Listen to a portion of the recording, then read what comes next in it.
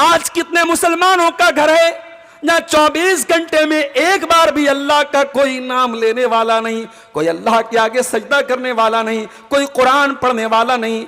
नाच गाने उस घर में बजाए जा रहे हैं, म्यूजिक बजाया जा रहा है, वीडियोस देखे जा रहे हैं, फेसबुक चलाया जा रहा है, यूट्यूब के ऊपर फास्ट चीजें देखी जा रही हैं, दुनिया जहान की चीजें देखी जा रही हैं, मगर उसमें कोई, उस घर में कोई एक बंदा भी अल्लाह को याद करने वाला नहीं, अल्लाह का जिक्र करने वाला नहीं। आओ तुम्हें 1400 साल पहले लेके चलता हूं। मस्जिद नबवी में दाखिल होते हैं। मस्जिद नबवी में जब आप किबला की तरफ खड़े होते हैं तो लेफ्ट साइड में बाएं तरफ छोटे छोटे कमरे हैं। उन कमरों की हाइट इतनी है कि सईद इब्न मुसय्यब कहते हैं कि मैं एक मर्तबा उन कमरों में गया, मैंने हाथ उठाया तो मेरा हाथ छत से टच कर गया। वो कमरे, उनकी जमीन मिट्टी की है, दीवारें कच्ची ईंटों से बनाई गई है, खजूर के तने के पिलर्स हैं और खजूर की टहनियों से उनका छप्पर बनाया गया है। वो इतने छोटे छोटे कमरे हैं। अल्लाह के प्यारे नबी जब रात में तहज्जुद पढ़ा करते थे तो आप हजरत आयशा को इशारा करते थे सजदे में जाने के टाइम, वो अपने पैरों को समेट लेती थी, तब आप सजदा करते थे। इतने छोटे छोटे वो कमरे थे। वो कमरे कच्चे कमजोर हैं, छोटे छोटे कमरे हैं, उनकी हाइट भी ज्यादा नहीं है, मगर अल्लाह की कसम उन कमरों में जनाब मोहम्मद रसूलुल्लाह सल्लल्लाहु अलैहि वसल्लम रहते हैं। उन कमरों में इस उम्मत की माएँ रहती हैं। उन कमरों में कुरान उतरता है, उन कमरों में कुरान की तिलावत होती है, उन कमरों में अल्लाह का जिक्र होता है, उन कमरों में रातों को जनाब मोहम्मद रसूलुल्लाह अपनी उम्मत के लिए रोया करते हैं। मेरे प्यारे साथियों, ये कमरे रसूल अकरम के कमरे हैं, ये अल्लाह के प्यारे नबी की बीवियों के कमरे हैं। इसीलिए अल्लाह के प्यारे नबी सल्लल्लाहु अलैहि वसल्लम फरमाते हैं, तुनकाहुल मरातु लिअरबईन लिमालिहा वले हसबिहा वले जमालिहा वले दीनिहा फज़फर बिज़ातिद्दीन तरिबत यदाक। जब किसी लड़की की शादी होती है, चार चीजें देखी जाती हैं। माल देखा जाता है, खानदान हसबो नसब जात बिरादरी देखी जाती है, और खूबसूरती देखी जाती है, और दीन देखा जाता है। आपने फरमाया फज़फर बिज़ातिद्दीन, ऐ मेरी उम्मत के लोगों, तुम जब रिश्ता तय करो, अपने घर में बहू लाओ, अपने बेटे के लिए बीवी लाओ, तो दीनदार को लाओ, दीन को तरजीह दो, दीन को प्राथमिकता दो, दीन को प्रायोरिटी दो। नबी अकरम फरमाते हैं, रहीमल्लाहु रजुलन कामा मिनल लैल, अल्लाह ताला रहमत नाजिल फरमाए उस आदमी के ऊपर जो रात में उठ करके तहज्जुद की नमाज पढ़ता है। वह आई कज़म रात हो, और अपनी बीवी को भी उठाता है, और अगर बीवी उठने से इनकार कर देती है तो बीवी के चेहरे पर पानी छिड़क देता है, और अल्लाह ताला रहमत नाजिल करे उस औरत के ऊपर जो रात में उठ करके तहज्जुद पढ़ती है और अपने शौहर को भी उठाती है, और शौहर अगर इनकार कर दे, नज़अत फी वजहिल मा, तो शौहर के चेहरे पर पानी डालती है। अल्हम्दुलिल्लाह नहमदुहु व नस्तईनुहु व नस्तगफिरुह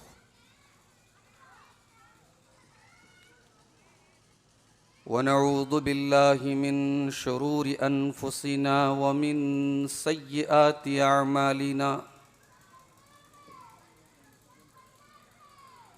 मन यहदिहिल्लाहु फला मुदिल्ल लह व मन युद्लिल फला हादिय लह। वअशहदु अल्ला इलाहा इल्लल्लाहु वहदहु ला शरीक लह वअशहदु अन्ना मुहम्मदन अब्दुहु व रसूलुहु।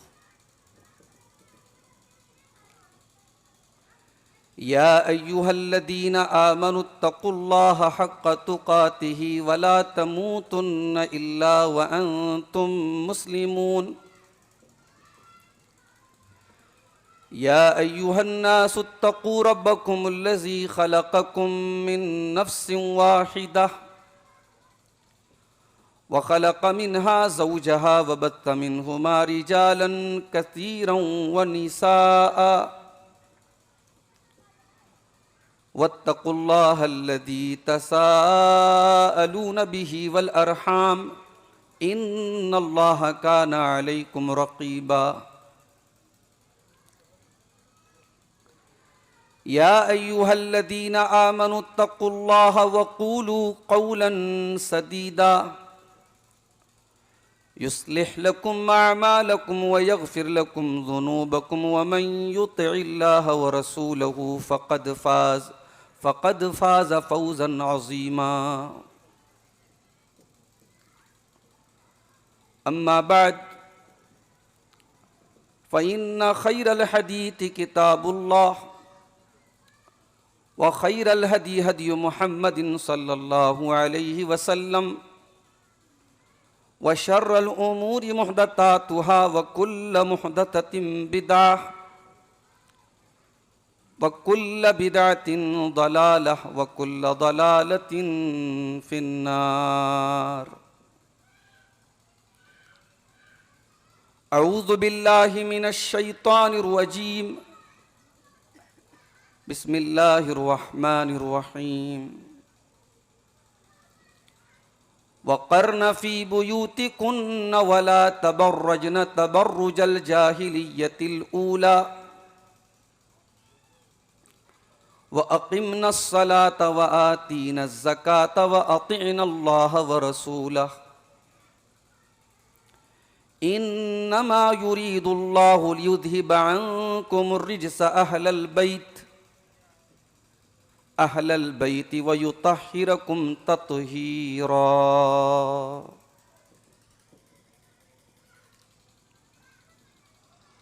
सदर मजलिस की इजाज़त से एक नज़्म पेश करने के बाद बात आगे बढ़ाता हूँ।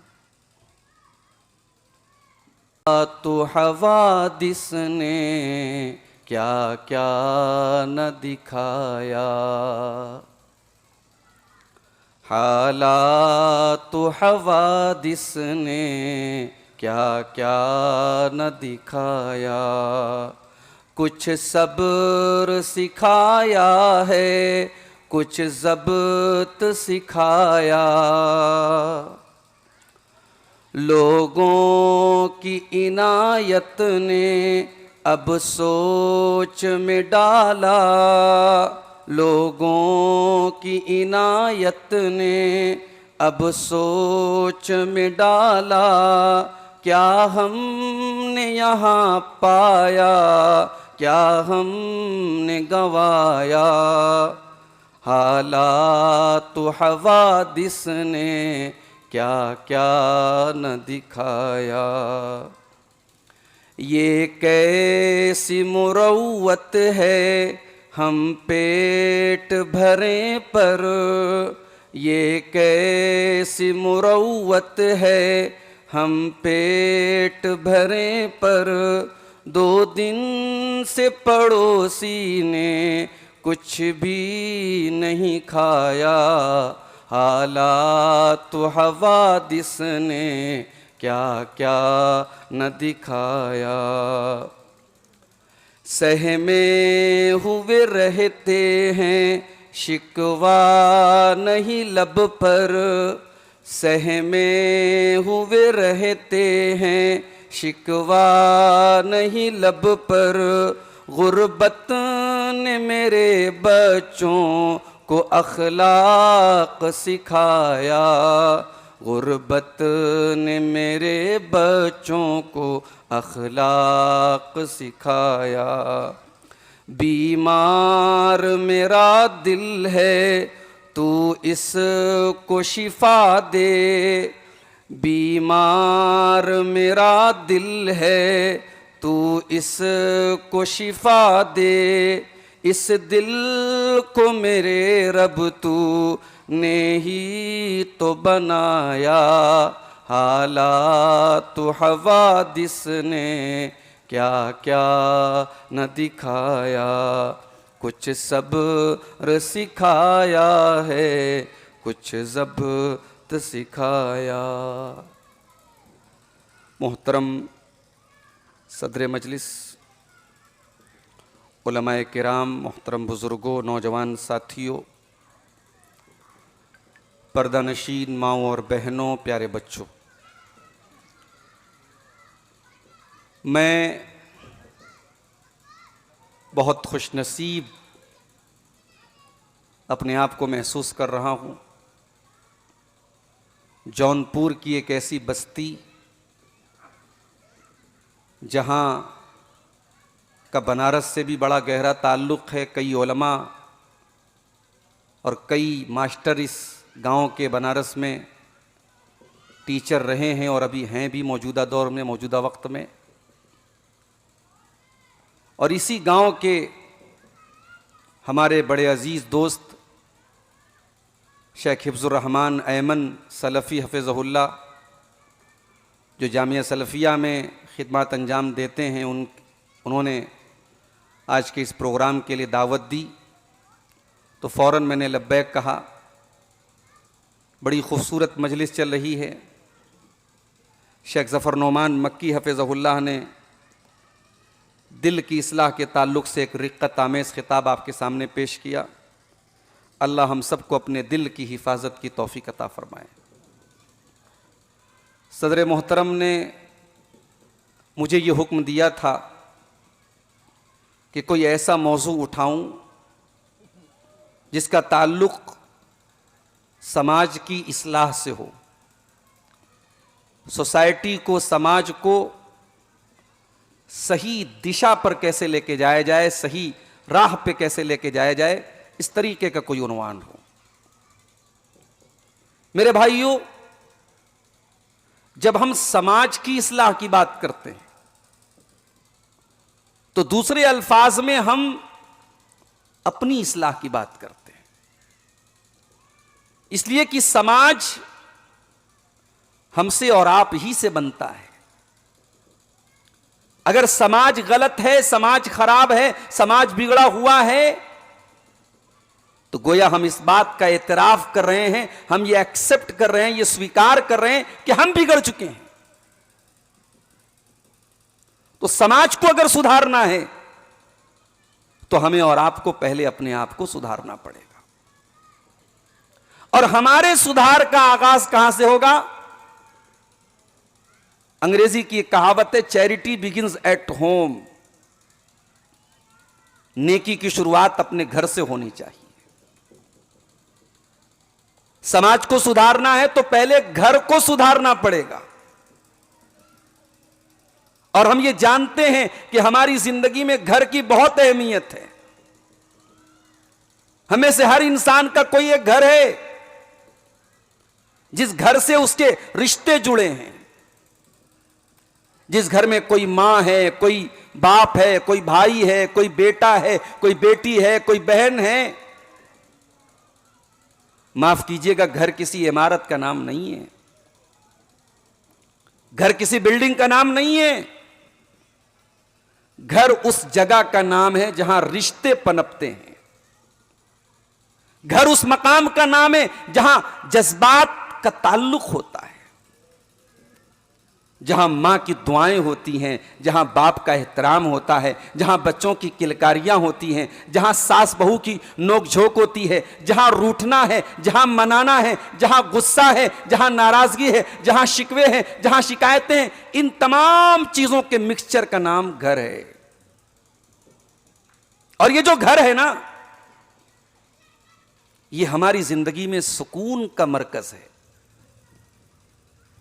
इस घर की अहमियत उससे पूछो जो बेचारा बेघर है, जो घर से दूर है, जो परदेश में है।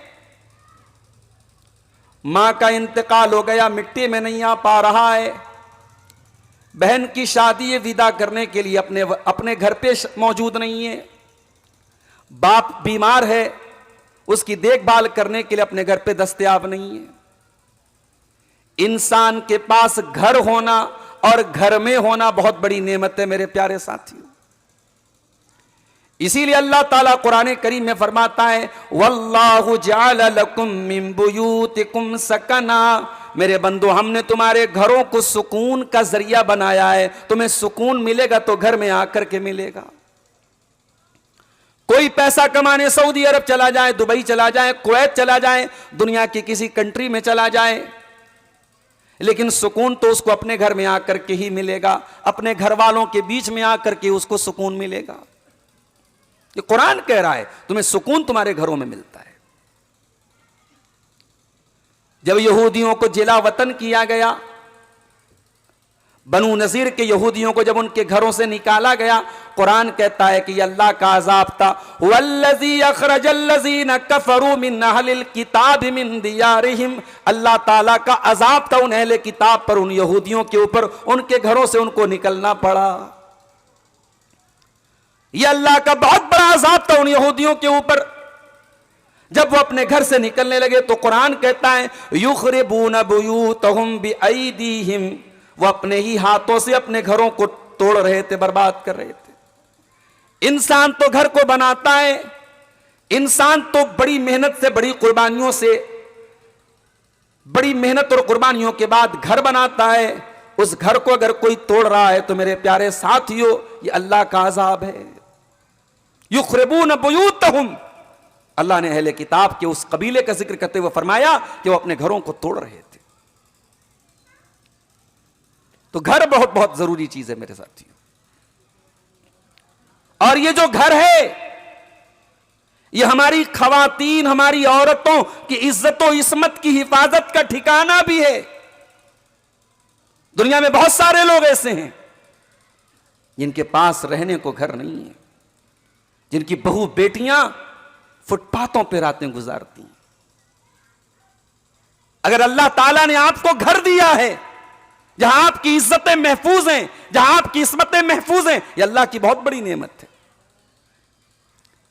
इसीलिए अल्लाह ताला कुरान करीम में अपने नबी की बीवियों को खिताब करके फरमाता है वक़र्न फी बुयूतिकुन्ना, ऐ मेरे नबी की औरतों तुम अपने घरों के अंदर इज्जत व वकार के साथ रहा करो। वला तबर्रजन तबर्रुजल जाहिलियतिल ऊला, और कभी तुम्हें घर के बाहर निकलना भी पड़े तो बनाओ सिंगार करके, बन ठन करके, मेकअप करके, अपने आप को एक्सपोज करके कभी ना निकलना। तो घर हमारी औरतों की इज्जत और हिफाजत का भी जरिया है मेरे साथियों। समाज की इस्लाह करना है तो घर की इस्लाह करना बहुत जरूरी है। हमें से हर इंसान जो किसी घर का गार्जियन है, उसकी जिम्मेदारी तो और बड़ी है। अगर आप घर के बाप हैं, घर के सरपरस्त हैं, घर के गार्जियन हैं, आप फख्र न करें कि घर की चाबी मेरे पास है। आप बहुत तीस मार खा ना समझें कि आप घर के गार्जियन हैं। अल्लाह ने बहुत बड़ी जिम्मेदारी आपकी गर्दन पे डाली। अल्लाह के प्यारे नबी जनाब मोहम्मद रसूलुल्लाह सल्लल्लाहु अलैहि वसल्लम फरमाते हैं, सही मुस्लिम की रिवायत है, मा मिन अब्दिन यस्तरईहिल्लाहु रईयतन, जब अल्लाह ताला किसी इंसान को कोई ओहदा दे, कोई जिम्मेदारी दे, उसको किसी चीज का निगरान बना दे, सरपरस्त बना दे, सुम्मा यमूतु यौम यमूतु वहुवा गाशुन लिरईयतिही, और वो इस हाल में मर जाए कि अपनी जिम्मेदारी के साथ वो धोखा कर रहा है, फ्रॉड कर रहा है, अपनी जिम्मेदारी को सही तरीके से नहीं निभा रहा है, इल्ला हर्रमल्लाहु अलैहिल जन्ना, ऐसे इंसान के ऊपर जन्नत हराम हो जाएगी। अल्लाह अकबर, कितनी डेंजरस बात है, कितनी खतरनाक बात है। अगर आप घर के गार्जियन हैं और आपने अपने गार्जियन होने का हक अदा नहीं किया तो ये लापरवाही मेरी प्यारी मां और बहनों और मेरे भाइयों, मेरे बुजुर्गों, ये लापरवाही हमें और आपको जहन्नम की कगार तक पहुंचा सकती है। इसीलिए अल्लाह के प्यारे नबी फरमाते हैं, तूबा लिमन मलक लिसानहु व वसियहु बैतुहु व बका अला खतीअतिही, जिसको तीन चीजें मिल जाएं, जिसके अंदर तीन चीजें हों, वो बहुत बड़ा खुशनसीब है। बार बार चश्मे पर पता नहीं क्यों जो है वो, हाँ, वो भाप आ जा रही है। तीन चीजें ऐसी हैं, अल्लाह के प्यारे नबी खुशखबरी दे रहे हैं। तीन चीजें जिसको मिल जाएं वो बहुत बड़ा खुशनसीब है, बहुत खुशकिस्मत है वो इंसान। पहली चीज, लिमन मलक लिसानहु, जो अपनी जुबान को कंट्रोल कर ले, जुबान को कंट्रोल कर ले। मैं कहता हूं खानदान के आधे झगड़े खत्म हो जाएंगे, घर के आधे मसले खत्म हो जाएंगे। सास बहू का मसला, शौहर बीवी का मसला, औलाद और मां बाप का मसला, भाई भाई का मसला, पड़ोसी पड़ोसी, बस जुबान पर कंट्रोल कर लो। दूसरी चीज आपने फरमाया वह वसीअहु बैतुहु, और इंसान का घर उसके लिए काफी हो जाए। क्या मतलब? यानी बिला वजह बिला जरूरत घर के बाहर ना रहे, घर को टाइम दे, घर वालों को टाइम दे। आज तो हम लोग घर में रह के घर वालों से गाफिल हैं। बाप दिन भर जॉब करता है, घर में आता है मोबाइल में लगा है। मां के पास अपना मोबाइल, बाप के पास अपना मोबाइल, बच्चों के पास अपना मोबाइल। 8-8, 10-10 साल की बच्चियां आज यूट्यूब पर क्या देख रही हैं, आपको अंदाजा है? 5-5 साल के बच्चे वीडियोस के जरिए क्या सीख रहे हैं, आपको अंदाजा है? इसी उत्तर प्रदेश की बागपत की सरजमीन पर एक मदरसे के उस्ताद ने बच्चों को मारा, तो उस उस्ताद से बदला लेने के लिए उन बच्चों ने उस्ताद की बीवी और मासूम बच्ची को कत्ल कर दिया। अभी 2 दिन 3 दिन पहले की लेटेस्ट न्यूज है। क्या कहा जा रहा है समाज? किसी शायर ने कहा था, संभल कर गुफ्तगू करना बुजुर्गों, संभल कर गुफ्तगू करना बुजुर्गों, कि अब बच्चे पलट कर बोलते हैं। अब वो दौर नहीं रह गया कि बड़े बुजुर्ग बच्चों से कहते बेटा सिगरेट मत पियो, बेटा गाली मत दो। बेटा पलट करके, बच्चा पलट करके जवाब दे रहा है। वजह क्या है? हमारे पास अपनी फैमिली के लिए टाइम नहीं है। हमने स्कूल में एडमिशन करा दिया, मदरसे में एडमिशन करा दिया, 6 घंटा 7 घंटा बच्चा ट्यूशन कर रहा है, मदरसे जा रहा है, स्कूल जा रहा है। आप क्या कर रहे हैं? As a guardian, as a सरपरस्त, एज ए पेरेंट्स, मां बाप की हैसियत से आपकी जिम्मेदारी क्या है?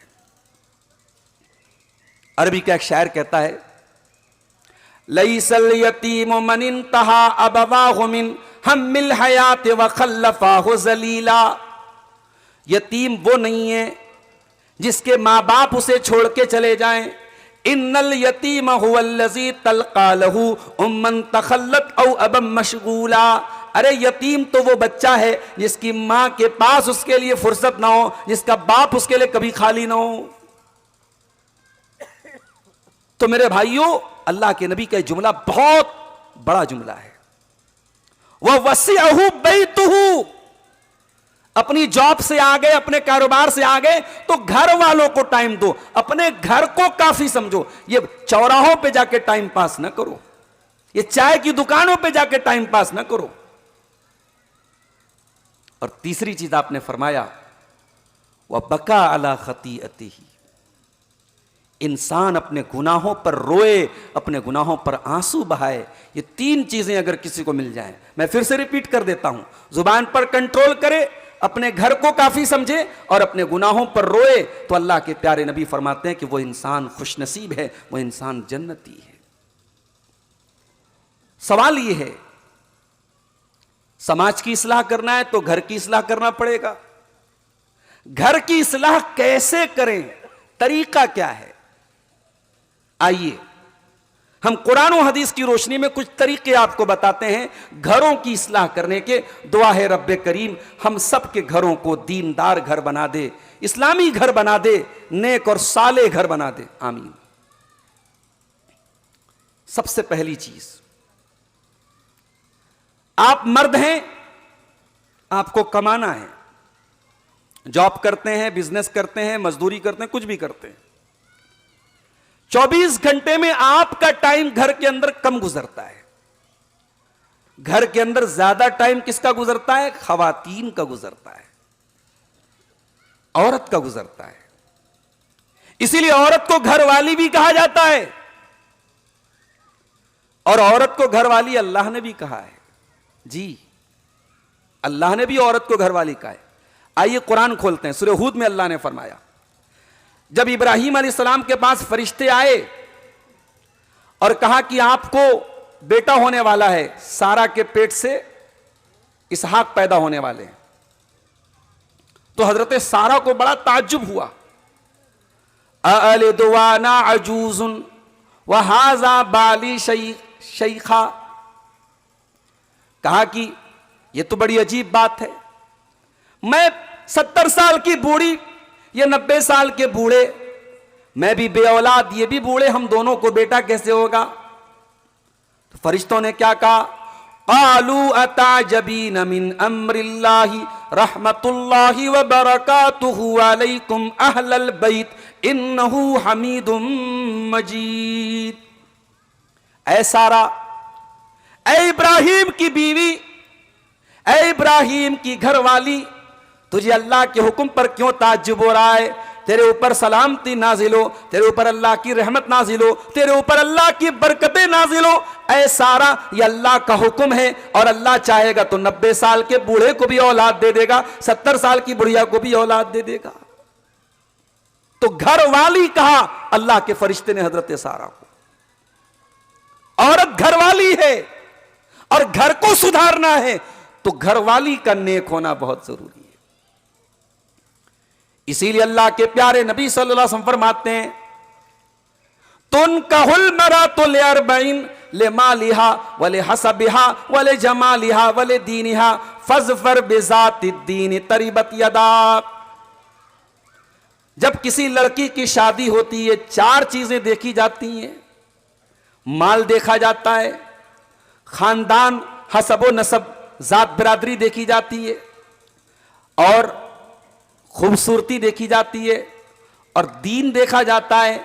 आपने फरमाया फज़फर बिज़ातिद्दीन, ऐ मेरी उम्मत के लोगों, तुम जब रिश्ता तय करो, अपने घर में बहू लाओ, अपने बेटे के लिए बीवी लाओ, तो दीनदार को लाओ, दीन को तरजीह दो, दीन को प्राथमिकता दो, दीन को प्रायोरिटी दो। हमने दीन को सबसे लास्ट में रख दिया। जहेज खूब लेके आए, हूर जैसी दिखती हो, खूबसूरत हो, हमारी बरादरी की हो, हमारे लेवल की हो, हमने सारी शर्तें रखी, दीन की कोई शर्त नहीं रखी। नतीजा क्या है? हमारे सदर साहब बैठे हैं, मदरसा चश्मे हयात के मुदर्रिस हैं, उस्ताज हैं, बुजुर्ग उस्ताज हैं। आप इनसे पूछिए, अपने उलमा से पूछिए, आज निकाह के साथ साथ 2-4 महीने के बाद तलाक का मसला आ जाता है, खुला का मसला आ जाता है। रिश्ते नहीं जम रहे, परिवार टूट रहे, खानदान तबाह हो रहे हैं। क्यों ये हो रहा है? क्योंकि हमारे घरों में दीनदारी नहीं आ रही है, दीनदार लड़कियों को हम तरजीह नहीं दे रहे हैं। और जो बेचारी दीनदार लड़कियां हैं, अल्लाह ना करे, शक्ल सूरत अल्लाह ने बनाई है, कुछ 19-20 है, कुछ रंग कुछ सांवला है, कुछ शक्ल सूरत बहुत खूबसूरत नहीं है, तो रिश्ते के लाले पड़ जाते हैं मेरे भाइयों, रिश्ते के लाले पड़ जाते हैं। लोग खूबसूरती को पहली तरजीह देते हैं, लोग दुनिया के असबाब को पहली तरजीह देते हैं, और दीन को सबसे आखिर में रखते हैं। नबी ने फरमाया कि नहीं, दीनदार औरत को तरजीह दो, तभी कामयाब हो जाओगे। एक और हदीस सुनिए, अल्लाह के प्यारे नबी फरमाते हैं, लियत्तखिज़ अहदुकुम क़ल्बन शाकिरा व लिसानन ज़ाकिरा व ज़ौजतन मोमिनतन तुईनुहु अला अम्रिल आखिरा। 3 चीजों को खजाना बना लो, 3 चीजों को अपने घर में स्टोर कर लो, 3 चीजों को अपने घर में लेके आ जाओ। क़ल्बन शाकिरा, अपने सीने में ऐसा दिल पैदा कर लो जो हर हाल में अल्लाह का शुक्र अदा कर रहा हो। गरीबी आए, तंगी आए, परेशानी आए, आसानी आए, हर हाल में दिल अल्लाह का शुक्रिया अदा करे, दिल अल्लाह का शुक्रगुजार हो। दिल ऐसा ना हो कि आराम है तो अल्लाह का शुक्र अदा कर रहा है, परेशानी आई तो शिकायतें करने लगा, नहीं, दिल अल्लाह का शुक्रगुजार हो। और नंबर 2, व लिसानन ज़ाकिरा, और ऐसी जबान अपने मुंह के अंदर लेके आओ जो अल्लाह ताला का जिक्र करने वाली हो, अल्लाह का नाम लेने वाली हो, अल्लाह को याद करने वाली हो। और तीसरी चीज फरमाया व ज़ौजतम मुमिनतन तुईनुहु अला अम्रिल आखिरा, दीनदार औरत को बीवी बना के ले आओ, ईमान वाली औरत को बीवी बना के लाओ, ऐसी बीवी को लेके आओ जो दीन के कामों में तुम्हारी मदद करे। और एक बात बोलूं, औरत को अल्लाह ताला ने खुसूसियत से नवाजा है। औरत के अंदर अपनी बात मनवाने का हुनर है। मैंने औरत पर एक नज्म लिखी थी, उसका एक शेर था कि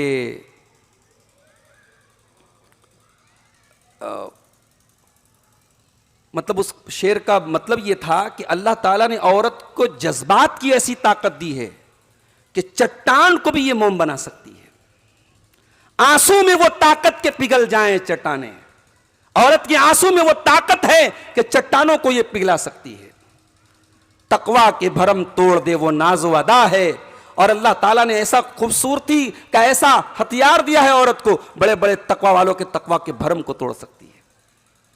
फिरौन बहुत बड़ा जालिम था, बच्चों का कातिल था, लेकिन जब बीवी ने कहा ला तक़्तुलूहु असा अन यनफ़अना औ नत्तख़िज़हु वलदा, मूसा अलैहिस्सलाम को फिरौन की बीवी गोद में लेती है और कहती है मेरे शौहर, बहुत बच्चों को तूने कत्ल करवाया, इस बच्चे का मर्डर न करना, इस बच्चे को कत्ल न करना, हम इसे अपना बेटा बना लेंगे। अल्लाहु अकबर। उलमा ने इस आयत की तफसीर में लिखा है कि फिरौन को औलाद नहीं थी, फिरौन लावलद था। अच्छा, औलाद नहीं थी और अपने आगे सजदा करवाता था और कहता था मैं रब हूं। ऐसे ऐसे तो रब गुजरे हैं दुनिया में। अपनी बीवी को बेटा नहीं दे सका और अपने आप को रब कहता था, सजदा करवाता था अपने आगे। तो इतना बड़ा जालिम था फिरौन, किसी की बात नहीं मानता था मगर अपनी बीवी की बात मान गया। दीनदार औरत को ले आओ, दीनदार औरत तुम्हारी बुरी लतों को भी छोड़ा देगी, तुम्हें नमाज का पाबंदी बना देगी, तुम्हारे दिलों पर, तुम्हारे जख्मों पर सुकून का मरहम रख देगी। दीनदार औरत को घर में लेके आ जाओ मेरे भाइयों, घर बना देगी। अच्छा, अब एक सवाल पैदा हुआ, मौलवी साहब बहुत अच्छी बात आप कर रहे हैं, अब मेरी शादी तो हो चुकी है, तो अब हम क्या करें? हमको तो जैसी बेगम लाना था ला, अब्बा अम्मा ले आए, तो भैया जो ले आए उसी को दीनदार बना दो। अब तो ले आए ना, अब जो बीवी आ गई है उसी को दीनदार बनाओ, उसको दीनी मजलिसों में लेके जाओ, जुमा के खुतबों में औरतों का इंतजाम करवाओ। आज जमात की मस्जिदें हैं और हम पूछते मौलवी साहब औरतों का इंतजाम है जुमा की मस्जिद में? नहीं है। आपने औरतों को दीन सिखाने के लिए कितना इंतजाम किया है, आप दिल पर हाथ रख के बताइए मेरे साथियों। शेख अहमद साहब कितने सालों के बाद प्रोग्राम हो रहा है रेटी में? काफी अरसे के बाद, काफी अरसे के बाद प्रोग्राम हो रहा है। और शेख ने बताया कि औरतों के अंदर बड़ी खुशी की लहर है कि चलो हमारे लिए भी इंतजाम है। मैं कहता हूं आप जुमा के खुतबे में औरतों का इंतजाम कीजिए, हर महीने औरतों का कुछ इज्तिमा रखिए। अगर यहां आलिमात और मुअल्लिमात नहीं है तो बनारस से लेके आइए, जौनपुर से लेके आइए, मगर आप औरतों के बीच में दीन की बेदारी पैदा कीजिए मेरे साथियों।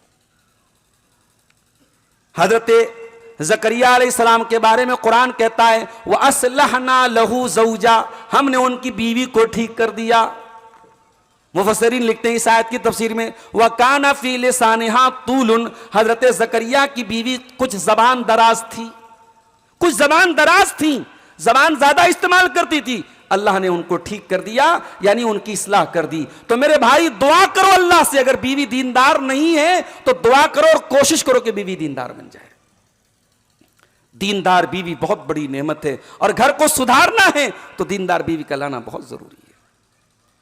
नबी अकरम फरमाते हैं रहीमल्लाहु रजुलन कामा मिनल लैल, अल्लाह ताला रहमत नाजिल फरमाए उस आदमी के ऊपर जो रात में उठ करके तहज्जुद की नमाज पढ़ता है, वह आई कज़म रात हो, और अपनी बीवी को भी उठाता है और अगर बीवी उठने से इनकार कर देती है तो बीवी के चेहरे पर पानी छिड़क देता है, और अल्लाह ताला रहमत नाजिल करे उस औरत के ऊपर जो रात में उठ करके तहज्जुद पढ़ती है और अपने शौहर को भी उठाती है, और शौहर अगर इनकार कर दे नज़अत फी वजहिल मा, तो शौहर के चेहरे पर पानी डालती है।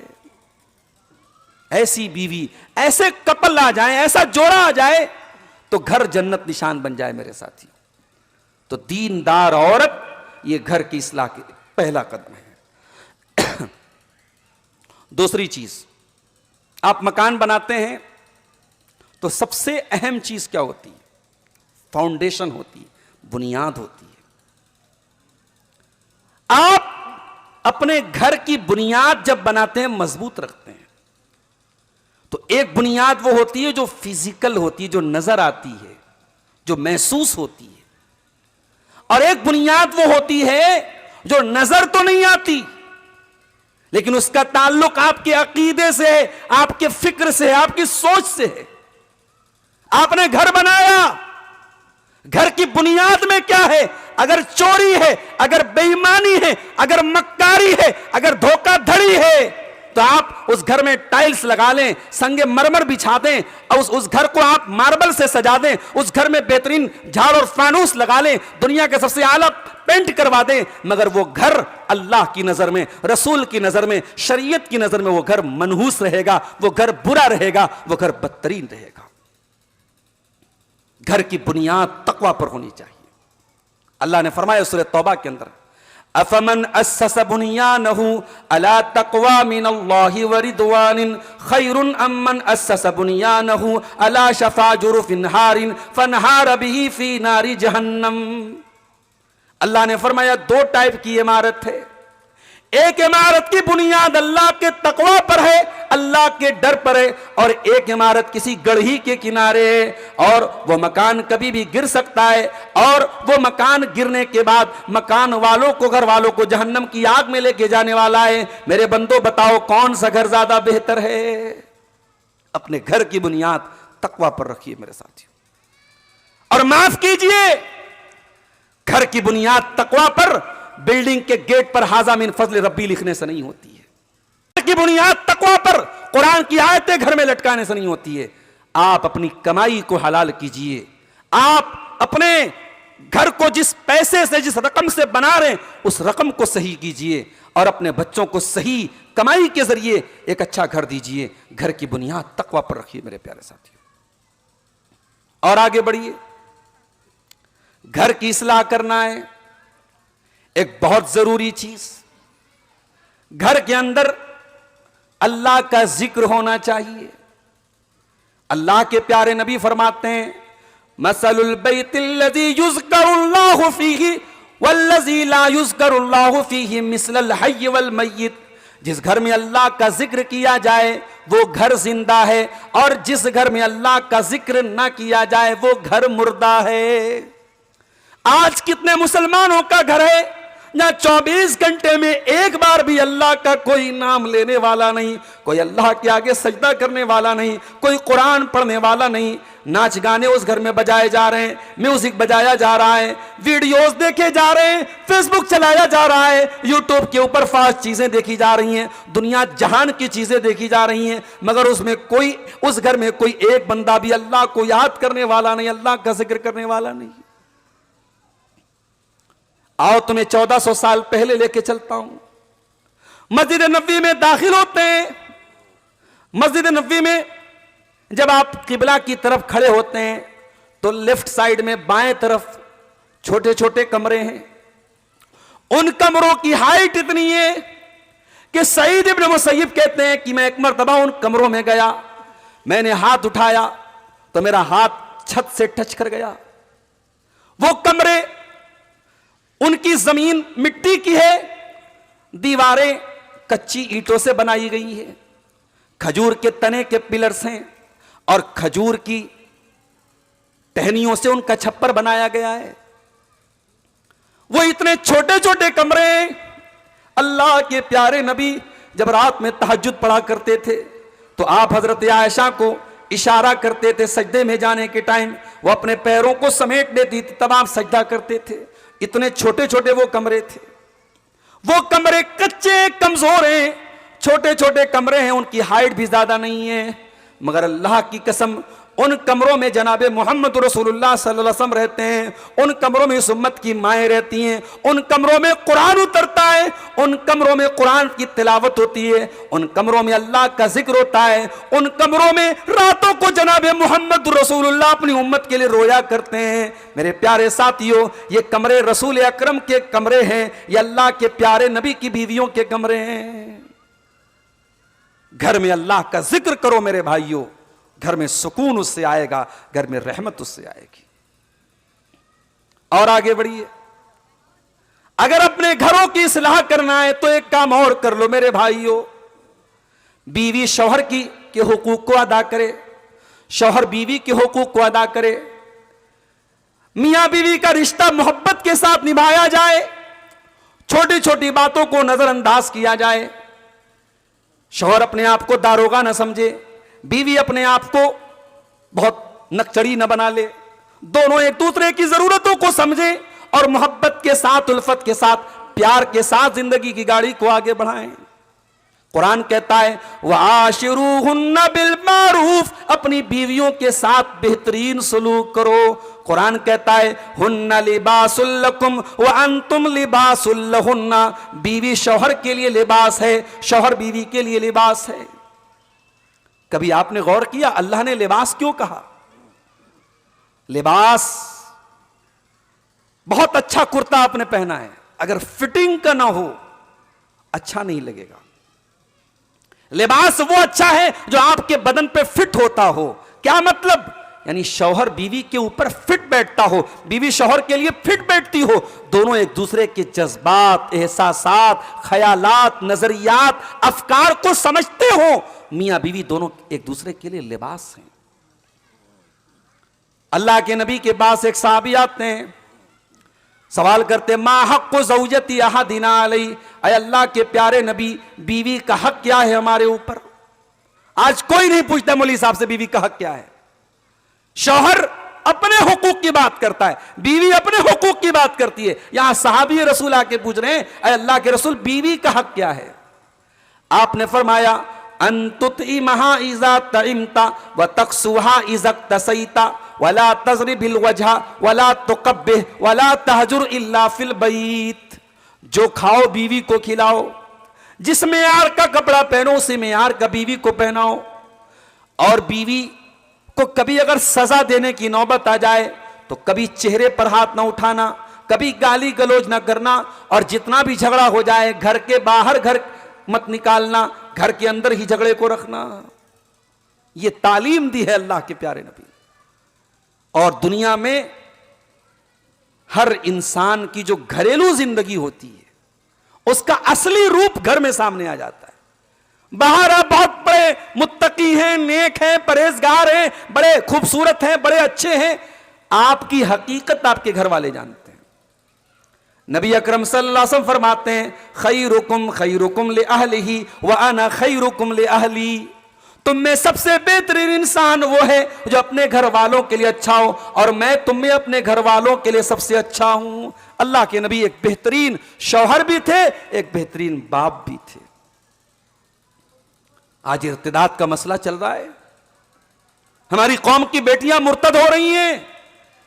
अब बनारस जैसे शहरों की बात नहीं, अब छोटे छोटे गांव और कस्बों से खबरें आ रही हैं, साहब मुसलमान लड़की मुर्तद हो गई। कभी आपने असबाब पर गौर किया? आप अपनी बेटियों को टाइम कितना दे रहे हैं? बेटियां मोहब्बत की भूखी हैं। घर में मां उनसे प्यार से बात नहीं करती, बाप बात करने को तौहीन समझता है, दिन भर वो ताने सुनती है। तो वो बेटी, वो लड़की जिसको घर में मोहब्बत न मिले, वो इंस्टाग्राम पर मोहब्बत तलाश करती है, वो व्हाट्सएप पर मोहब्बत तलाश करती है, वो फेसबुक पर मोहब्बत तलाश करती है, और मोहब्बत की तलाश में कोई बहरूपिया आता है और उसकी इज्जत और इस्मत के साथ खेलने के लिए तैयार हो जाता है। अल्लाह के प्यारे नबी एक बेहतरीन बाप भी थे। आप अपनी बेटियों से कितना प्यार करते थे अंदाजा लगाओ। बुखारी की रिवायत है, हजरत आयशा फरमाती हैं जब आपकी प्यारी बेटी हजरत फातिमा आपसे मिलने के लिए आती थी, अल्लाह के प्यारे नबी रहबा बिइब्नतिही, अपनी बेटी का इस्तकबाल करते थे, वेलकम करते थे। वह कब्बलहा, अपनी बेटी की पेशानी चूम लेते थे। वह अजलसहा फी मजलिसी, और अपने बैठने की सीट पर अपनी बेटी को बिठाते थे। अल्लाह अकबर। हमारे यहाँ कहते साहब बेटियां पराया धन है, पराया माल है, शादी कर लिया हमारी जान छूट गई। नहीं भाई, अल्लाह के प्यारे नबी अपनी बेटी से शादी के बाद भी इतनी मोहब्बत और एहतराम से पेश आते। इतनी मोहब्बत के बावजूद जहां तरबियत की जरूरत पड़ी है वहां अल्लाह के नबी ने तरबियत भी की है। मुस्नद अहमद की रिवायत है, हजरत फातिमा को पता चला कि अब्बाजान के पास कुछ गुलाम आए हैं। बेचारी अपने हाथों से चक्की चलाती थी। अपने शौहर हजरत अली को लेके आई। हजरत अली ने कहा, अल्लाह के नबी इतनी मेहनत मैं करता हूं, हत्तश तकई तो सदरी, मेरा सीना दर्द करने लगा है। हजरत फातिमा ने कहा, अब्बा जान चक्की चला चला के मजलत यदाया, मेरे हाथों में छाले पड़ गए हैं। अब्बा जान आपके पास कुछ गुलाम आए हैं, हो सके तो अपनी बेटी को भी ये गुलाम दे दीजिए। ओ बेटियों, बेटी वालों, तुमने बेटी पाला है, लेकिन बेटी पालने का तरीका सीखो। जनाबे मोहम्मद रसूलुल्लाह सल्लल्लाहु अलैहि वसल्लम से आपने क्या जवाब दिया? आपने फरमाया, ऐ मेरी बेटी फातिमा, ऐ मेरे दामाद अली, मेरे मदरसे में, मेरी मस्जिद में पढ़ने वाले जो गरीब तलबा हैं, जो असहाबे सुफ़ा हैं, जिनके पास खाने को खाना नहीं है, जिनके पास पहनने को कपड़ा नहीं है, मैं पहले उनकी ज़रूरतों को पूरी करूंगा। जब तक असहाबे सुफ़ा की ज़रूरतें पूरी ना हो जाएं, ला ओती कुमा, ऐ अली, ऐ फातिमा, मैं तुम्हें वो गुलाम नहीं दे सकता। ये तरबियत की थी आपने। तो घर में प्यार भी हो, तरबियत भी हो, इससे घर में रहमत आएगी, बरकत आएगी। तो घर का माहौल अच्छा बनाना है मेरे प्यारे साथियों, तो शौहर को अपनी जिम्मेदारी समझनी पड़ेगी, बीवी को अपनी जिम्मेदारी समझनी पड़ेगी। नबी अकरम से पूछा गया, ऐ अल्लाह के रसूल, नेक औरत की पहचान क्या है? नेक औरत, दीनदार औरत की पहचान क्या है? आपने फरमाया, नेक औरत की पहचान यह है कि शौहर देखे तो खुश हो जाए, शौहर देखे तो खुश हो जाए, और शौहर कोई हुक्म दे तो शौहर की बात माने, और शौहर की गैर मौजूदगी में शौहर के माल की और अपनी इज्जत व आबरू की हिफाजत करे। ये तीन चीजें अगर जिस औरत के अंदर आ जाएं, अल्लाह के नबी ने फरमाया वो बेहतरीन औरत की निशानी है। आपने ये भी फरमाया, औरत सिर्फ 4 काम कर ले वो जन्नत में चली जाएगी। इज़ा सल्लतिल मरतु खम्सहा व सामत शारहा व अतात ज़ौजहा व अहसनत फरजहा। औरत अगर 5 टाइम की नमाजी बन जाए, रमजान के रोजे रखे, अपनी आबरू की हिफाजत करे और अपने शौहर की इताअत करे, वो जन्नत के जिस दरवाजे से चाहे जन्नत में जा सकती है। तो घर की अगर इस्लाह करना है तो ये काम हमको करना पड़ेगा। और आगे बढ़िए, घर के अंदर नमाज पढ़िए। जी, अब आप कहेंगे मौलवी साहब जमात नमाज तो हमें मस्जिद में जाके पढ़ना है। जी, मस्जिद में पढ़ना है, लेकिन सुन्नतें और नवाफिल घर में पढ़िए। अल्लाह के प्यारे नबी फरमाते हैं, खैरु सलातिल मर्इ सलातुहु फी बैतिही इल्लल मक्तूबा। इंसान की सबसे बेहतरीन नमाज उसके घर की नमाज है, सिवाय फर्ज नमाज के। अल्लाह के प्यारे नबी फजर की नमाज में जाते थे, घर से 2 रकात पढ़ के निकलते थे। जुमा के दिन जुमा की नमाज पढ़ाते थे और जुमा के बाद की सुन्नतें आप आके घर पढ़ते थे। ऐसा क्यों करते थे आप? आपने उम्मत को क्यों इसकी तालीम दी? जब आप घर में नमाज पढ़ेंगे, घर में एक रूहानियत का माहौल होगा, बच्चे भी आपको देख के नमाज सीखेंगे, बीवी भी आपको देख के नमाजी बनेगी, घर में नमाज का माहौल बनेगा। घर में नमाज का माहौल बनाइए मेरे भाई, घर में ऐसा माहौल बनाइए कि अजान हो रही हो तो औरतें सिर्फ सर पे दुपट्टा ना रख लें कि अजान हो रही हो। अजान हो रही हो तो औरतें नमाज की वजू की तैयारी करें, नमाज की तैयारी करें। अजान हो रही हो तो बच्चा सिर्फ यूट्यूब का वीडियो देखना बंद न कर दे और टीवी का वॉल्यूम धीरा ना हो जाए। अजान हो रही हो, नमाज का टाइम हो तो घर के अफराद नमाज के लिए तैयार हो जाए। ये माहौल घर का बनाइए। अल्लाह के प्यारे नबी सल्लल्लाहु अलैहि वसल्लम फरमाते हैं, मुरू औलादकुम बिस्सलाती वहुम अबनाउ सबई सिनीन, जब तुम्हारे बच्चे 7 साल के हो जाएं नमाज का हुक्म दो। वज़रिबूहुम अलैहा वहुम अबनाउ अश्र, और जब 10 साल के हो जाएं और नमाज न पढ़े तो उनकी पिटाई करो। नमाज न पढ़ने पर पिटाई तक करने का हुक्म दिया है अल्लाह के प्यारे नबी ने। तो घर में नमाज का माहौल बनाओ मेरे भाई। इब्राहीम अलैहिस्सलाम अल्लाह से क्या दुआ करते हैं? रब्बि जअलनी मुक़ीमस्सलाति व मिन ज़ुर्रियती रब्बना व तक़ब्बल दुआ। ऐ अल्लाह मुझे भी नमाज का पाबंद बना, मेरी औलाद को भी नमाज का पाबंद बना। इस्माइल अलैहिस्सलाम के बारे में कुरान कहता है वज़कुर फिल किताब इस्माइल इन्नहु काना सादिक़ल वादी व काना रसूलन नबिय्या व काना यअमुरु अहलहु बिस्सलाह। इस्माइल अपने घर वालों को नमाज का ऑर्डर दिया करते थे, नमाज का हुक्म दिया करते थे। घर में नमाज का माहौल बनाओ मेरे साथी। अगर आपके घर में बेनमाजी हैं और आपको कोई फर्क नहीं पड़ता तो माफ कीजिएगा, आपने घर के गार्जियन होने का हक अदा नहीं किया, आपने घर के सरपरस्त होने का हक अदा नहीं किया। और आगे बढ़िए। घर की इस्लाह करना है तो एक जरूरी काम और भी करना पड़ेगा। मोबाइल में कभी कभी होता है वायरस आ गया, दुकानदार के पास लेके गए, दुकानदार ने चेक किया, भाई साहब आपके मोबाइल में बहुत सारा वायरस आ गया है, क्या करना पड़ेगा? दुकानदार कहता है इसमें एंटी वायरस डालना पड़ेगा, इसके अंदर से वायरस को निकालना पड़ेगा, इसकी मेमोरी को क्लीन करना पड़ेगा, घर के अंदर भी कुछ एंटी वायरस डालना पड़ेगा, घर के अंदर से भी कुछ वायरस को निकालना पड़ेगा।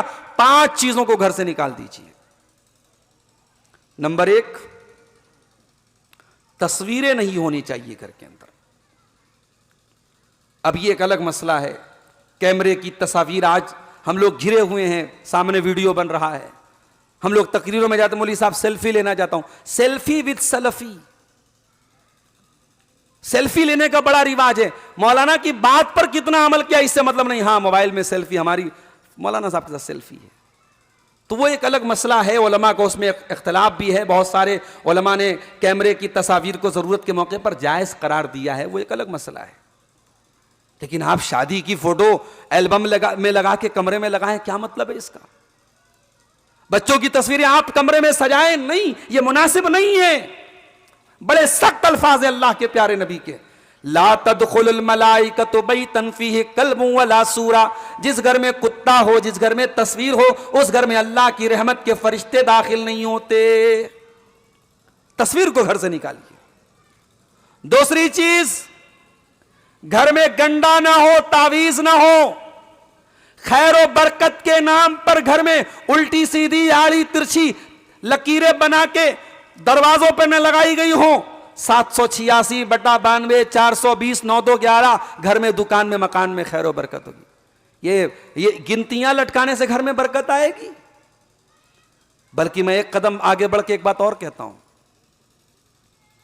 कुरान की आयतों को भी बरकत के लिए घर में लटकाना सही नहीं है, मना किया है उलमा ने। अगर आप घर में कुरान की आयतों को लटका रहे हैं कि साहब इससे घर में बरकत आएगी, कोई दलील नहीं है इसकी। कुरान पढ़ने से बरकत आती है, कुरान लटकाने से बरकत नहीं आती। दुकानदार, डॉक्टर आपको दवा देता है, सिरप देता है, टैबलेट देता है, आप क्या करते हैं? डॉक्टर के बताए हुए डोज के मुताबिक दवा खाते हैं, ना कि गले में लटकाते हैं। तो जिस तरीके से गले में तावीज लटकाना सही नहीं है, उसी तरीके से घरों में भी कुरान लटकाना सही नहीं। हां, शेख इब्न बाज वगैरह का फतवा है कि अगर कोई तालीमन सीखने के लिए घर में आयतल कुर्सी का कोई तुगरा लगा दिया कि भाई हमारे बच्चे देख देख के इसको याद करें, या हमारी नजर भी पड़े तो हम भी इसको पढ़ते रहे, जिक्र करते रहे, तालीमन और तज़कीरन अगर कोई लगाता है तो जायज है। वरना बरकत के लिए और घर को शैतान और जिन्नात से बचाने के लिए कुरान को लटकाना नहीं, कुरान को पढ़ना है। एक साहब मुझसे पूछने लगे, मौलवी साहब ये 40 दिन तक सूरह बकरा पढ़ने से शैतान भागता है? मैंने कहा नहीं, 40 दिन का तो जिक्र नहीं, हदीस में इतना आया है, इन्न शैतान यनफिरु मिनल बैतिल्लज़ी तुक़रअ फ़ीहि सूरतुल बकरा। जिस घर में सूरह बकरा पढ़ी जाए उस घर से शैतान भाग जाता है। तो आप सूरह बकरा पढ़िए, शैतान भाग जाएगा। तो उन्होंने कहा मौलवी साहब अगर मोबाइल पर प्ले कर दें, बड़े बड़े स्पीकर लगा दें, तो मैंने कहा अब ये तो शैतान से पूछना पड़ेगा कि भाई वो डिजिटल पढ़ने का कुछ असर होगा कि नहीं होगा उसके ऊपर। क्या तमाशा है भाई। बर्गर और पिज्जा खाते खाते हम लोग यहां तक पहुंच गए। हर चीज में हमें शॉर्टकट चाहिए, कुरान पढ़ना भी ना पड़े।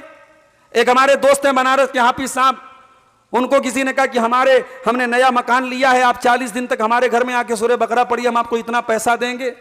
आज किराए के टट्टुओं को बुला करके आप, यानी क्या ये उम्मत कहां पहुंच चुकी है मेरे भाइयों। हम इस लायक नहीं है कि अपने घर में हम सूरह बकरा पढ़ सके। हम हाफिज जी को बुला के 40 दिन तक पढ़ाएंगे, तब हमारे घर में सूरह बकरा पढ़ी जाएगी। हम इस लायक नहीं है। बात कड़वी है मगर सच है। 10 बेटे हैं, 8 बेटे हैं, 7 बेटे हैं, बेटे बहुत हैं आपके। जिस दिन मरेंगे, अगर आपका बेटा इस लायक नहीं है कि खड़े होकर के आपकी जनाजे की नमाज पढ़ सके, अगर उसे जनाजे की नमाज पढ़ना भी नहीं आता, तो किस मतलब का ये बेटा, क्या फायदा ऐसी औलाद का जो अपने मरने के बाद अपने बेटे के लिए मगफरत की दुआ ना कर सके। मेरे भाइयों, औलाद वाले हो तो कम से कम औलाद को इस लायक बनाओ कि आपके मरने के बाद बेटा हाथ उठाए तो ये कह सके, रब्बिरहमहुमा कमा रब्बयानी सगीरा, परवरदिगारा मेरे माँ बाप ने बड़ी मोहब्बतों से पाला था तो उन पर रहम फरमा। ये दुआ तो कर सके आपका बेटा। तो घर के अंदर से मेरे भाइयों ये तावीज का और नक्शो निगार का ये भूत भी घर से निकालिए। घर में बरकत लाना है, घर में कुरान पढ़िए। 1 घंटे के लिए मोबाइल डिस्चार्ज हो जाए तो बेचैन हो जाते हैं हम, किसका व्हाट्सएप आया, इंस्टाग्राम पर किसका मैसेज आया, मेरे फेसबुक पोस्ट को कितने लोगों ने लाइक किया। अरे जितना तू लोगों के लाइक की फिक्र करता है, अगर उतना अल्लाह के लाइक की फिक्र करता तो तू लायक बन जाता। ये मोबाइल 1 घंटे के लिए स्विच ऑफ हो जाए तो तू बेचैन हो जाता है। अल्लाह का कुरान तेरे घर में रखा हुआ है, उस कुरान को पढ़ने की तुझे कभी नौबत नहीं आती। अल्लाह का आखिरी मैसेज, अल्लाह का आखिरी रिमाइंडर हुदल लिन्नास, जो पूरी मानवता के कल्याण के लिए आया है। और यह बात भी सुन लो, कुरान सिर्फ हमारी किताब नहीं है। अपने गैर मुस्लिम भाइयों को भी कुरान पहुंचाओ उन तक, उन्हें बताओ ये कुरान अल्लाह का कलाम है, ये प्रेम की वाणी है, ये मोहब्बत की किताब है, ये नफरत नहीं सिखाती, ये हिंसा नहीं सिखाती, ये पूरी मानवता को एक सूत्र में बांधने की बात करती है। बताओ अपने उन गैर मुस्लिम भाइयों को जिनके दिमागों में आज गलतफहमी भरी जा रही है कि साहब इस्लाम तो हिंसा सिखाता है, इस्लाम तो लड़ाई झगड़ा सिखाता नहीं। यही कुरान हमें सिखाता है, या अय्युहन्नासु इन्ना खलकनाकुम मिन ज़करिन व उन्सा वजअलनाकुम शुऊबन व क़बाइला लिताअरफू। ऐ इंसानों, तुम एक माता पिता की औलाद हो। यही कुरान हमें सिखाता है, वला यजरिमन्नकुम शनानु कौमिन अला अल्ला तादिलू, दुश्मन के साथ भी अन्याय न करो। यही कुरान हमें सिखाता है, व इज़ा कुल्तुम फादिलू, बात करो तो सही बात बोलो। यही कुरान हमें सिखाता है, इन्नल्लाह यामुरुकुम अन तुअद्दुल अमानाति इला अहलिहा, अमानत लोगों के हवाले कर दो। यही कुरान हमें सिखाता है, व इज़ा हकमतुम बैनन नासी अन तहकुमू बिल अद्ल, जब भी बात करो तो इंसाफ के साथ बात करो। तो कुरान पूरी मानवता के कल्याण की बात करता है। कुरान को पढ़ो मेरे भाई। मुझे मोहब्बत है अल्लाह के रसूल से, नारे लगा दिया आपने, बैनर लगा दिया आपने, स्टिकर लगा दिया आपने। दुनिया आपके बैनरों को नहीं देखेगी, दुनिया आपके पोस्टरों को नहीं देखेगी, दुनिया आपको देखेगी। आपके किरदार से पता चलेगा कि आपको अपने रसूल अकरम सल्लल्लाहु अलैहि वसल्लम से कितनी मोहब्बत है। तो नारे न लगाओ मेरे भाइयों, बैनर लेके न घूमो, अपना किरदार ऐसा बनाओ कि दुनिया कहे कि हां ये मोहम्मद का मानने वाला है। मेरे नबी का किरदार कैसा था, जालिम से लिया जुल्म का बदला, न किसी वक्त मारा भी तो अखलाक की तलवार से मारा। तो कुरान को घर में पढ़ो, कुरान का तावीज बना करके घर में ना रखो, इसको घर से निकाल दो। तीसरी चीज जो घर से निकालना है, गाना बजाना, आलाते म्यूजिक, आलाते मौसीकी। वमिनन नासि मन यश्तरी लहवल हदीसी लियुज़िल्ला अन सबीलिल्लाहि बिगैर इल्म। कुछ लोग लहवल हदीस को खरीद के लाते हैं अल्लाह की राह से रोकने के लिए। लहवल हदीस से क्या मुराद है? अब्दुल्लाह इब्न अब्बास कहते हैं गाना बजाना मुराद है। गाना बजाना खरीद के आप 400 का रिचार्ज कराते हैं मोबाइल पे, किस लिए? गाना सुनने के लिए। साहबे किराम ने कभी सोचा नहीं होगा, ताबईन ने कभी सोचा नहीं होगा ऐसा भी दौर आएगा कि मस्जिदों के अंदर गाने बजेंगे। आज मोबाइल के रिंगटोन में गाने लगाते हो और मस्जिदों के अंदर गाने सुनाते हो लोगों को, और बाज लोग अपने कॉलर ट्यून पर गाना लगा लेते हैं। अब हजरत जी को जब फोन करो तो गाना, सामने वाले को गाना सुनाने पर मजबूर कर रहे हो आप। शर्म आनी चाहिए, शर्म आनी चाहिए। हमारे नबी ने जिसको शैतान का आला और शैतान की आवाज करार दिया, और कयामत की निशानी आपने बयान फरमाई कि कयामत की एक निशानी यह होगी कि लोगों के कानों पर नाचने वालियां नाचेंगी। ज़ुहूरुल कैनात, नाचने गाने वालियां लोगों के कानों पर आ जाएंगी। ये हेडफोन लगा के, ये एयरपॉड लगा के, ये ईयरफोन लगा के जो तुम गाने सुन रहे हो, अल्लाह के नबी ने उसी की तरफ इशारा किया कि कयामत के पहले नाचने गाने वालियां लोगों के कानों पर नजर आएंगी। तो घर से गाने बजाने की चीजें निकाल दो। अगर मोबाइल आपके पास है तो मैं मोबाइल निकालने की बात नहीं कर रहा हूं, लेकिन मोबाइल से इस तरीके का डाटा निकाल दो, मोबाइल से ऐसी फजूल चीजों को निकाल दो। मौलवी साहब मेरी बीवी बहुत अच्छी है, वो फिल्में नहीं देखती, वो सीरियल देखती है। अल्लाह अकबर, बहुत अल्लाह वाली है आपकी बीवी। क्या देखती है भाई सीरियल के अंदर? सीरियल के अंदर देखती है सास को कैसे परेशान किया जाए, बहू को कैसे टॉर्चर किया जाए, एक्स्ट्रा मैरिटल अफेयर कैसे किया जाए, नंदे भाभियों का जीना कैसे हराम करें, देवरानी जेठानी से कैसे लड़े, ये सिखा रही, ये सीरियल आपको सिखा रहे हैं। और आप बड़े फख्र से कह रहे हैं मौलवी साहब मेरे घर में सीरियल देखा जाता है। ये साइलेंट पॉइजन है, ये धीमा जहर है जो आपके घरों को खोखला कर रहा है। अपनी घरवालियों को मेरे भाइयों इन सीरियलों से भी दूर रखिए और आगे बढ़िए। घर के अंदर से एक चीज और निकालना है, वो क्या है? महरम गैर महरम के बीच में फर्क अगर नहीं है तो ये चीज भी घर से निकाल दीजिए। आपके घर में फर्क होना चाहिए। कोई आपका करीबी रिश्तेदार है, लेकिन आपकी जवान बेटियों के लिए अगर वो गैर महरम है तो गैर महरम है। आपकी जवान बेटियों को उसके सामने आने की इजाजत नहीं होनी चाहिए। अल्लाह के नबी की हदीस है, ला यखलुवन्ना रजुलुन बिइम्रातिन इल्ला व सालिसुहुमा शैतान। जब कोई मर्द किसी औरत के साथ अकेले में होता है, चाहे वो मर्द अपने दौर का सबसे बड़ा अल्लाह का वली हो, वो औरत अपने दौर की सबसे बड़ी अल्लाह की वलिया हो, अल्लाह के प्यारे नबी क्या फरमाते हैं? अगर कोई मर्द किसी औरत के साथ तन्हाई में होता है, चाहे वो ट्यूशन पढ़ाने वाला हो, कोचिंग पढ़ाने वाला हो, टीचर हो, उस्ताद हो, मुदर्रिस हो, अगर वो तन्हाई में मिलेंगे, अकेले में मिलेंगे, इल्ला वसालिसुहुम शैतान, तो तीसरा वहां पर शैतान जरूर होगा। बेटी जवान हो गई, आपने कुरान क्यों नहीं पढ़ाया? और अगर बेटी जवान हो गई है तो किसी मेल टीचर से, किसी मर्द से, किसी गैर महरम से कुरान पढ़वाना जवान बेटी को बिल्कुल ठीक नहीं है। आप फितने को दावत दे रहे हैं, आप गलत चीज को दावत दे रहे हैं। बेटी बालिग हो जाए, बेटी जवान हो जाए तो उसे बताइए कौन महरम है, कौन गैर महरम है। ये कजिन्स तेरे लिए गैर महरम है, ये चाचा का बेटा गैर महरम है, ये मामू का बेटा गैर महरम है, ये खाला का बेटा गैर महरम है। जिन जिन रिश्तेदारों से तेरी शादी हो सकती है वो तेरे लिए गैर महरम है। तू जवान हो चुकी है, तुझे उनके सामने नहीं आना है, उनके सामने आने से परहेज करना है, उनसे पर्दा करना है। ये तालीम सिखाओ अपनी बेटियों को। बड़े बेगैरत हैं वो लोग, अपनी जवान बेटियों को बाइक पे लेके घूम रहे हैं, सजा करके, सवार करके, मेकअप करा के। एक जगह शादी में गया, एक हाजी साहब निकले, माथे पर सजदे का निशान, लंबी माशाअल्लाह शरई दाढ़ी, और कार खोल रहे अपनी खूबसूरत जवान बेटी के लिए जो है 10 कुंटल का गाउन पहन के आई है, और जितना उसका वजन है उससे बड़ा उसके गाउन का वजन है। गाउन को संभाल संभाल के बेचारी फूक फूक के कदम रख रही है, और उसका बूढ़ा बाप जो चेहरे पर शरई दाढ़ी और माथे पर सजदे का निशान चमकाए हुए है, वो अपनी जवान बेटी को बेपर्दा करके लेके शादी में आ रहा है। क्या शादी में पर्दे का हुक्म खत्म हो गया? किसने कह दिया आपसे? ये बेपर्दगी, ये बेहयाई नहीं होनी चाहिए हमारे घरों में। अल्लाह के प्यारे नबी जनाब मोहम्मद रसूलुल्लाह सल्लल्लाहु अलैहि वसल्लम फरमाते हैं, 3 लोग ऐसे होंगे कयामत के दिन अल्लाह ताला ना तो उनकी तरफ देखेगा, न बात करेगा, न पाक और साफ करेगा। बड़े बदनसीब होंगे 3 लोग।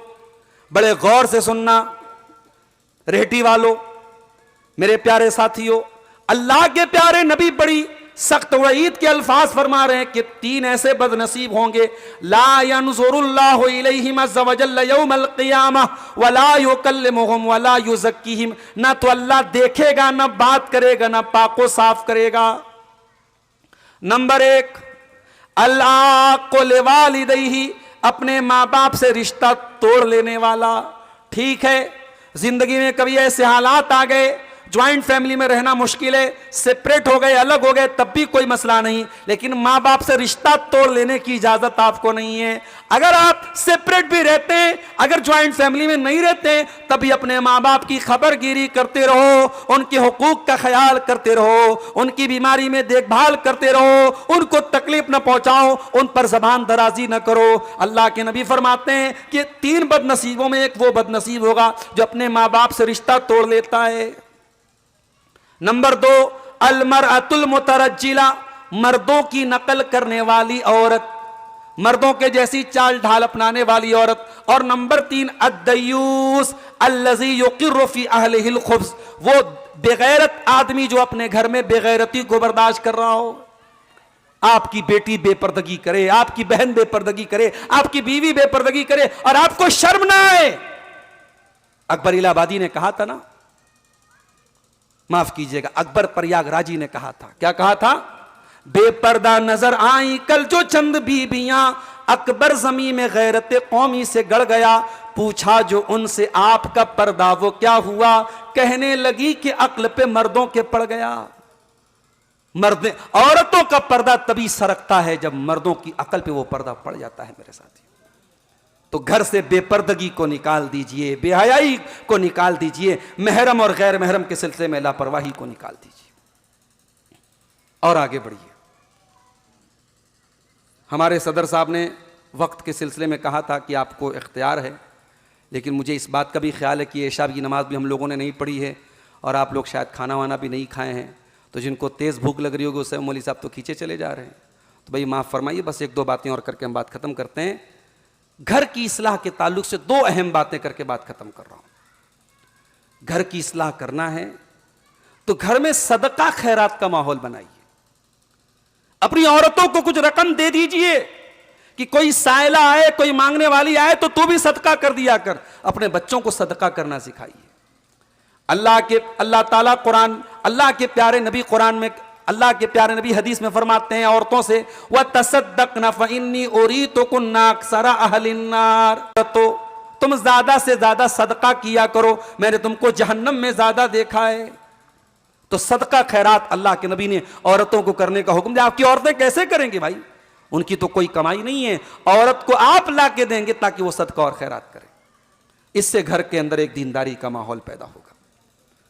और अगर आप घर की इस्लाह करना चाहते हैं तो एक बहुत अहम चीज यह है मेरे भाइयों कि घर में नेक लोगों को आप बुलाएं।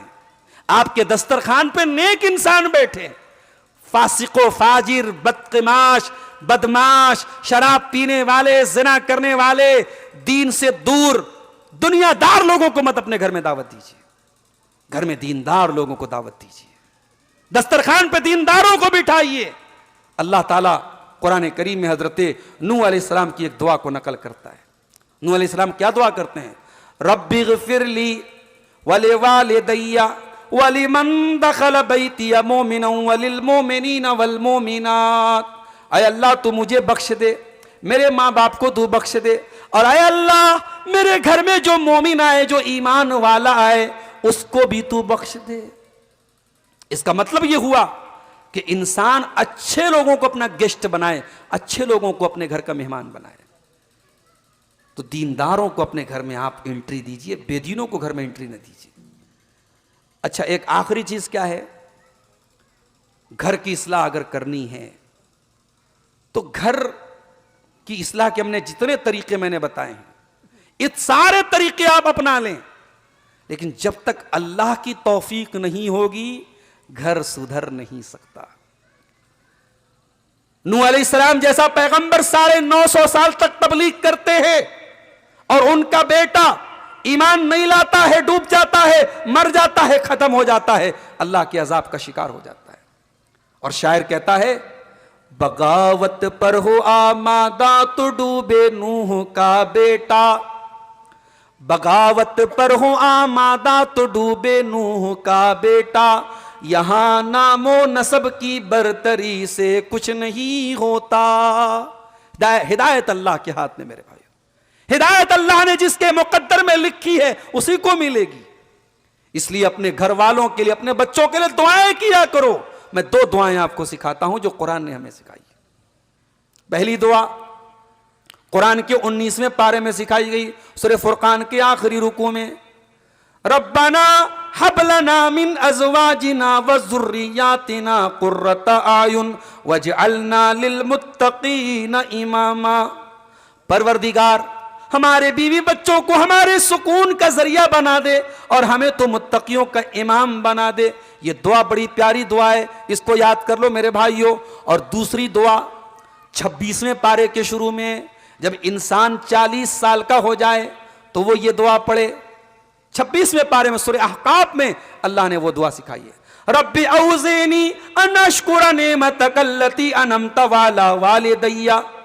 ऐ अल्लाह, तू मुझे तौफीक दे कि मैं तेरी नेमतों का शुक्र अदा करूं, जो नेमतें तूने मुझको दी और मेरे वालिदैन को दी।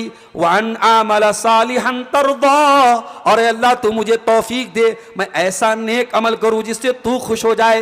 व अस्लिह ली फी ज़ुर्रियती, और ऐ अल्लाह मेरी औलाद की तू इस्लाह फरमा दे। बड़ी प्यारी दुआ है, ये सूरह अहकाफ में है, 26वें पारे के शुरू में है। और पहली जो दुआ मैंने सिखाई थी वो 19वें पारे में सूरह फुरकान के आखिरी रुकू में है। ये दोनों दुआएं याद कर लो मेरे भाई, और जब दुआ के लिए हाथ उठाओ ये दोनों दुआएं पढ़ा करो। इस्लाह की तमाम कोशिशों के साथ जब हम ये दुआ करेंगे तो दुआ भी है, दवा भी है, तरीक़ा भी हम अपनाएंगे। इंशाअल्लाह इससे हमारे घरों में सुकून आएगा, रहमत व बरकत आएगी, खैर व बरकत आएगी। घर का माहौल दीनदारी वाला माहौल बनेगा, इस्लामी माहौल बनेगा। अल्लाह से दुआ है रब्बुल आलमीन हमें कहने सुनने से ज़्यादा अमल की तौफ़ीक़ अता फरमा। इलाहुल आलमीन हमारे घरों की हम सबको इस्लाह करने की तौफ़ीक़ अता फरमा। हमारी माँ बहनों को दीनदार बना, दीन पर चलने वाला बना, इस्लामी पर्दे का पाबंद बना। परवरदिगार हमें हर किस्म के शर से हमारे घरों की हिफाजत फरमा, हमारे इलाके की हिफाजत फरमा। परवरदिगार हमें चैन और सुकून के साथ, अमन और सुकून के साथ दुनिया में ज़िंदगी गुजारने की तौफ़ीक़ अता फरमा, और आखिरत में भी तू हमें नजात अता फरमा। रब्बना तक़ब्बल मिन्ना इन्नका अंतस समीउल अलीम व तुब अलैना इन्नका अंतत तव्वाबुर रहीम। व सल्लल्लाहु तआला अला नबीना मुहम्मद व अला आलिहि व सहबिहि अजमईन। वस्सलामु अलैकुम व रहमतुल्लाहि व बरकातुहू।